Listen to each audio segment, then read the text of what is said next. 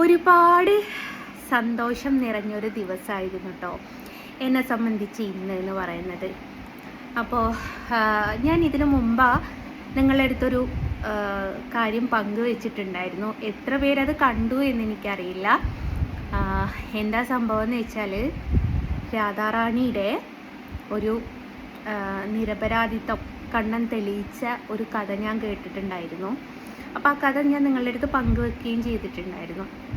അതേപോലെ ഒരു എന്താ പറയുക, വഴിപാടെന്നോ ഒരു നേർച്ചയെന്നോ ഒരു പറഞ്ഞിട്ട് ഞാനൊരു നേർച്ച നേർന്നിട്ടുണ്ടായിരുന്നു എന്നൊക്കെ പറഞ്ഞിട്ട് ഞാനൊരു വീഡിയോ പോസ്റ്റ് ചെയ്തിട്ടുണ്ടായിരുന്നു. ഇത്ര പേര് കണ്ടു എന്ന് എനിക്കറിയില്ല കേട്ടോ. അപ്പോൾ ഇപ്പം ചിലർ ചിന്തിക്കും, മുസ്ലിം മതത്തിൽ നിന്നിട്ട് രാധാറാണീനെ പറ്റിയും കണ്ണനെ പറ്റിയൊക്കെ പറയുകയാണെങ്കിൽ നിനക്ക് ആ മതം സ്വീകരിച്ചൂടെ എന്ന് ചിന്തിക്കുന്ന കുറച്ച് ആൾക്കാരുണ്ടാവും.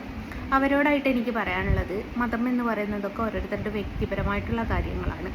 അതിൽ നിങ്ങൾക്കാർക്കും തലയിടാൻ പറ്റൂല.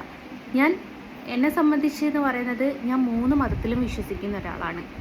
ഞാൻ പലപ്പോഴും പല വീഡിയോസിലും പറഞ്ഞിട്ടുണ്ട്, കുട്ടിക്കാലം തൊട്ടേ എന്താ പറയുക, കർത്താവേന്ന് വിളിച്ചൊരാളാണ് ഞാൻ.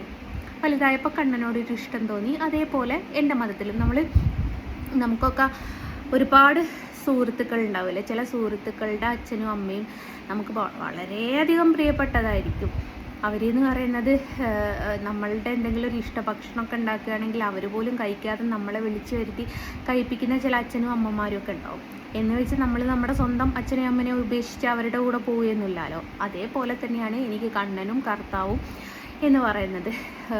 എനിക്ക് ഏറെ പ്രിയപ്പെട്ടതാണ്. പക്ഷേ എൻ്റെ പ്രിയപ്പെട്ടതിനെ ഞാൻ ഒഴിവാക്കിയിട്ട് അങ്ങോട്ടും പോകുന്നില്ല. അതേപോലെ തത്തുല്യമായിട്ട് വില കൽപ്പിക്കുന്നതാണ് മറ്റ് 2 മതങ്ങളും. ഞാൻ 3 മതത്തെയും റെസ്പെക്റ്റ് ചെയ്യുകയും 3 മതത്തെയും വിശ്വസിക്കുകയും ചെയ്യുന്ന ഒരാളാണ്. അപ്പം എനിക്കിപ്പം ഈ ഒരു അവസരത്തിൽ നിങ്ങളുടെ അടുത്ത് എന്താ പറയാനുള്ളതെന്ന് വെച്ചാൽ, വളരെ സന്തോഷം നിറഞ്ഞൊരു ദിവസമാണ് എന്നെ സംബന്ധിച്ചിരുന്നത്. കാരണം എന്താ വെച്ചാൽ, നമ്മൾ അപരാധിയാണ് എന്ന് കരുതിയ ഒരാൾ നമ്മൾ നിരപരാധിയാണ് എന്ന് അറിഞ്ഞിട്ട് നമ്മളെ തേടി വരുന്ന സമയത്ത് നമ്മുടെ ആ ഒരു സന്തോഷം എന്ന് പറയുന്നത് പറഞ്ഞറിയിക്കാൻ പറ്റൂല. കാരണം നമ്മൾ തെറ്റ് ചെയ്തിട്ടില്ലെങ്കിൽ, എപ്പോഴും പറയാറില്ലേ, നമ്മൾ തെറ്റ് ചെയ്തിട്ടില്ലെങ്കിൽ കാലം ഒരിക്കലും അത് തെളിയിക്കുന്നു. സത്യമാട്ടോ അത്. നമ്മുടെ ഭാഗത്തൊരു തെറ്റുമില്ലെങ്കിൽ, നമ്മൾ നല്ല ന്യായത്തോടു കൂടിയാണ് നിൽക്കുന്നതെങ്കിൽ കാലം അതിനെ തെളിയിക്കുമെന്നുള്ളതിൻ്റെ ഏറ്റവും വലിയ ഉദാഹരണമാണ് ഞാൻ. എന്നെ ഒരു കാലത്ത് തെറ്റിദ്ധരിച്ച ആൾക്കാർ ഇന്നെൻ്റെ വീട്ടിൽ വന്നു. അവരുടെ തെറ്റിദ്ധാരണ മാറിയപ്പം എന്താ പറയാന്ന് എനിക്ക് അറിഞ്ഞൂടാ. ആരോടാ നന്ദി പറയേണ്ടതെന്ന് എനിക്ക് അറിഞ്ഞൂടാ. എൻ്റെ സിസ്റ്റർ വിളിച്ചിട്ടുണ്ടായിരുന്നു. ഞാൻ അവളോട് പറഞ്ഞു, അന്ന് ഞാനങ്ങാ മരിച്ചു പോയിട്ടുണ്ടായിരുന്നേ, എന്തിനു പറ്റിയായിരുന്നില്ലേ എന്ന് ചോദിച്ചു. കാരണം ഒരു കൂടെ നിന്ന ആൾക്കാരൊക്കെ ഒരു നിമിഷത്തിൽ നമ്മളെ കുറ്റം പറഞ്ഞ് കല്ലെറിഞ്ഞ സമയത്ത് പതറിപ്പോയതാണ് ഞാൻ.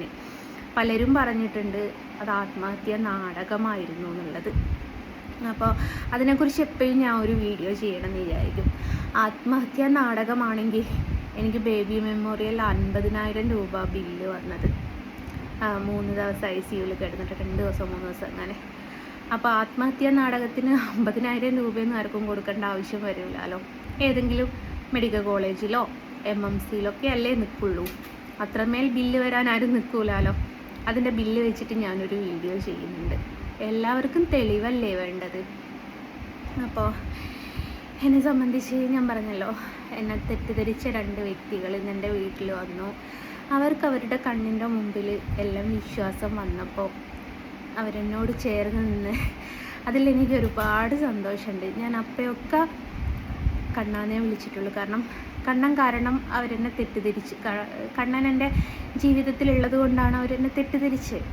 അതേ കണ്ണൻ തന്നെ അവരെൻ്റെ ആ തെറ്റിദ്ധാരണ മാറ്റിയപ്പോൾ ഭയങ്കര സന്തോഷം തോന്നി. ഞാൻ പറഞ്ഞല്ലോ, ഞാൻ വളരെയധികം കണ്ണനെ വിശ്വസിക്കുന്ന ഒരാളാണ്. അപ്പം ഞാൻ പറഞ്ഞല്ലോ, നിങ്ങൾക്ക് ആ മതത്തിലേക്ക് പോയിക്കൂടെ എന്ന് ചിന്തിക്കുന്ന ആൾക്കാരുണ്ടാവും. ഞാൻ പറഞ്ഞല്ലോ, അത് ഓരോരുത്തരുടെ വ്യക്തിപരമായിട്ടുള്ള കാര്യങ്ങളാണ്. അപ്പോൾ പലപ്പോഴും ഞാൻ കണ്ണനോട് പറഞ്ഞിട്ടുണ്ട്, എന്തൊരു പരീക്ഷണ കണ്ണാ, നിന്നെ ഞാൻ വിശ്വസിച്ച് നിന്നെ സ്നേഹിച്ച് 10-12 വർഷം നിന്നെ വരച്ചു. ഒരാളും ഒരു പക്ഷേ കണ്ണൻ്റെ അടുത്ത് അത്ര സമയം നിന്നിട്ടുണ്ടാവില്ല. അത്രമേൽ സമയം നിൻ്റെ അടുത്ത് ഞാൻ പങ്കുവെച്ചിട്ടും നിൻ്റെ പരീക്ഷണങ്ങൾക്കൊന്നും ഒരു കുറവും ഇല്ലല്ലോ എന്ന് പല പ്രാവശ്യം ഞാൻ പറഞ്ഞിട്ടുണ്ടായിരുന്നു. അതേ കണ്ണനോട് മാപ്പ് ചോദിച്ചു. കണ്ണൻ കൈവെടിയില്ല എന്ന് പലരും പറഞ്ഞ് ഞാൻ കേട്ടിട്ടുണ്ട്. നമ്മളെ കൊണ്ടുവച്ച് ഓരോ കയത്തിൽ മുക്കും പോലെ തോന്നും, പക്ഷെ നമ്മൾ മുങ്ങിപ്പോരൂല. നമുക്കൊരു കൈ തന്നിട്ട് നമ്മളെ ഉയർത്തി കൊണ്ടുവരികയും ചെയ്യുമെന്ന് കേട്ടിട്ടുണ്ട്. അതിപ്പോൾ കണ്ണൻ ചെയ്തു. വളരെയധികം സന്തോഷമുണ്ട്. അപ്പം ഇന്നെൻ്റെ വീട്ടിൽ വന്നത് VK വൈജു ചേട്ടനും അതേപോലെ ജാമിത ടീച്ചറും ഭർത്താവുമായിരുന്നു. അപ്പോൾ എന്താ പറയുക, ടീച്ചറുമായിട്ട് ഞാൻ ഇതിനു മുമ്പേ കോണ്ടാക്റ്റ് ഉണ്ടായിരുന്നു കേട്ടോ. ബൈജു ഏട്ടനോട് ഞാൻ പറഞ്ഞിട്ടുണ്ട്, ഏട്ടാ നിങ്ങൾ വീട്ടിൽ വന്നിട്ട് നിങ്ങൾക്ക് സത്യാവസ്ഥ മനസ്സിലായതിന് ശേഷം മാത്രം നിങ്ങൾ എന്നെ വിശ്വസിച്ചാൽ മതി. കാരണം എൻ്റെ അടുത്തും ഉണ്ട് കേട്ടോ തെറ്റ്. എൻ്റെ അടുത്ത് തെറ്റുണ്ട് എന്ന് വെച്ചാൽ ഞാൻ എൻ്റെ സാഹചര്യങ്ങളെ പുറത്ത് വിട്ടില്ല. കാരണം അതിൻ്റെ ആവശ്യമില്ല എന്ന് എനിക്ക് തോന്നി. കാര്യം എന്താ വെച്ചാൽ, എന്തിനാ നമ്മുടെ സങ്കടങ്ങൾ മറ്റുള്ളവരുടെ അടുത്ത് പറയുന്നത്?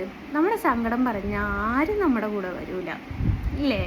നേരെ മറിച്ച് നമ്മളടുത്ത് സന്തോഷമാണുള്ളതെങ്കിൽ, നമ്മളടുത്ത് ധനമുണ്ട് എന്നുണ്ടെങ്കിൽ എല്ലാവരും നമ്മളടുത്ത് നിൽക്കും. നമ്മൾ നമ്മുടെ കഷ്ടപ്പാടും ദാരിദ്ര്യമൊന്നും ആരെയും കാണിക്കേണ്ട ആവശ്യമില്ല എന്ന് കരുതിയിട്ട് ഞാൻ എൻ്റെ ഒരു കാര്യങ്ങളും ഞാൻ പുറത്ത് വിട്ടിട്ടില്ല. എല്ലാവരുടെ മുമ്പിലും ഹാപ്പി ആയിട്ട് ഒക്കെയാണ് ഞാൻ ജീവിച്ചത്.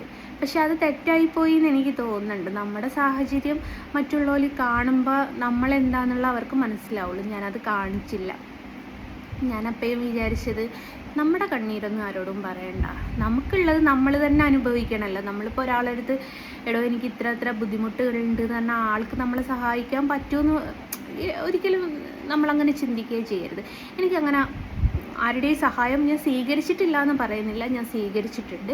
എൻ്റെ അന്നത്തെ സാഹചര്യം കൊണ്ട് ഇന്ന് ഞാൻ അടിച്ചുറപ്പായിട്ടുള്ളൊരു വീട്ടിൽ നിൽക്കുന്ന സഹായം സ്വീകരിച്ചിട്ട് തന്നെയാണ്. അപ്പം ടീച്ചറും ബൈജേട്ടനൊക്കെ പറഞ്ഞ് അവരൊരു ചാരിറ്റി തുടങ്ങുന്നുണ്ട്, എൻ്റെ വീടൊക്കെ റെഡിയാക്കി തരാം. അപ്പോൾ ഞാൻ പറഞ്ഞു, വേണ്ട ടീച്ചറെ, ദൈവം സഹായിച്ചിട്ട് എനിക്ക് കൈയും കാലും ആരോഗ്യവും തന്നിട്ടുണ്ട്, ഞാൻ തന്നെ അത് റെഡിയാക്കി കൊണ്ടുവരും. കാരണം അതിലാടോ ഒരു സുഖമുള്ളത്. അവരങ്ങനെ ഒരു നല്ലൊരു മനസ്സ് പറഞ്ഞപ്പോൾ ഞാൻ ശരിക്കും അവരെ ഞാനും മനസ്സിലാക്കാതെ പോയിട്ടുണ്ട് കേട്ടോ. അവരുടെയൊക്കെ മനസ്സിൽ അത്രമേൽ ഒരാളെ സഹായിക്കണം എന്നുള്ളൊരു ചിന്താഗതിയാണ്, അത്രമേൽ ഒരാളെ ദ്രോഹിക്കരുത് എന്നുള്ളൊരു ചിന്താഗതിയുള്ള ആൾക്കാരാണ്. അവരത്രമേൽ തെറ്റിദ്ധരിപ്പിച്ചത് കൊണ്ടാണ് അവരിങ്ങനെയൊക്കെ പറഞ്ഞത് എന്നുള്ളത് എനിക്ക് മനസ്സിലായി. അപ്പോൾ അവരെ രണ്ടുപേരെയും അടുത്തറിഞ്ഞപ്പം ഭയങ്കര സന്തോഷം. നിങ്ങളോടുകൂടി ഒന്ന് പങ്കുവെക്കണം തോന്നി. എന്താ പറയുക, എങ്ങനെയാ പറയാമെന്ന് എനിക്ക് അറിഞ്ഞൂടാ. അപ്പോൾ ഇതിലൂടെ ഒരു വിശ്വാസത്തെയും കൂടിയാണ് കാത്തു രക്ഷിച്ചത്. 12 വർഷം എല്ലാവരെയും വെറുപ്പിച്ച്, നാടിനെ വെറുപ്പിച്ച്, വീടിനെ വെറുപ്പിച്ച്, വീട്ടുകാരെ വെറുപ്പിച്ച്, കുടുംബക്കാരെ വെറുപ്പിച്ച് ഞാൻ കണ്ണനെ ചേർത്ത് പിടിച്ചപ്പോൾ, കണ്ണനൊരു നിമിഷം എൻ്റെ കൈ ഒഴിഞ്ഞോ എന്ന് ചിന്തിച്ചപ്പോൾ പതറിപ്പോയ ഒരു നിമിഷമുണ്ട്. അതിൽ കൂടെ ഇപ്പോൾ അഭിമാനകരമായിട്ടുള്ളൊരു നിമിഷത്തിലൂടെ ഞാൻ കടന്നു പോവുക.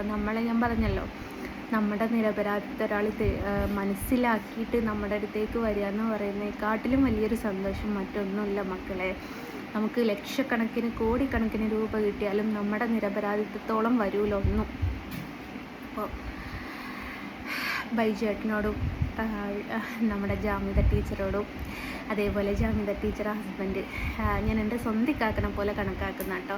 വളരെ നല്ലൊരു മനുഷ്യനാണ്. എനിക്ക് എന്താ പറയേണ്ടതെന്ന് അറിയില്ല. ഒരു കൂടപ്പിറപ്പ് എങ്ങനെ ആവണമെന്നുള്ളത് ശരിക്കും ആയിക്കാക്കനെ പറഞ്ഞാൽ അത്രമേൽ ഞാൻ എന്താ പറയുക, ധൈര്യത്തോടു കൂടെ കാക്കയെന്ന് വിളിക്കുന്നൊരു മനുഷ്യനാണ്. എന്താ പറയുക, നമ്മളിപ്പോഴും ചിന്തിക്കില്ല നമുക്ക് ഇതുപോലുള്ള ഒരാങ്ങളാരുണ്ടായിരുന്നു എങ്കിൽ എന്ന് ഞാൻ ചിന്തിച്ചു പോയൊരു കാക്കയാണത്. അപ്പോൾ എനിക്ക് കാക്കനെ കാണുമ്പോൾ ഒക്കെ നമുക്ക് ആരോ ഉണ്ട്, നമ്മുടെ കൂടപ്പിറപ്പിനെ കാണുമ്പോൾ ഒന്നൊരു സന്തോഷം ഉണ്ടല്ലോ, ആ ഒരു സന്തോഷമാട്ടോ എപ്പോഴും. അത്രമേൽ നല്ലൊരു മനുഷ്യനാണ്. ശരിക്കും ടീച്ചർ ഭാഗ്യം ചെയ്ത ഒരാളാണ്. അത്രയും നല്ല കാക്കയാണത്. അപ്പോൾ ഇവരോടൊക്കെ ഞാൻ നന്ദി പറയാണ്. എനിക്ക് എങ്ങനെ നന്ദി പറഞ്ഞാൽ തീരുമെന്ന് എനിക്കറിയില്ല.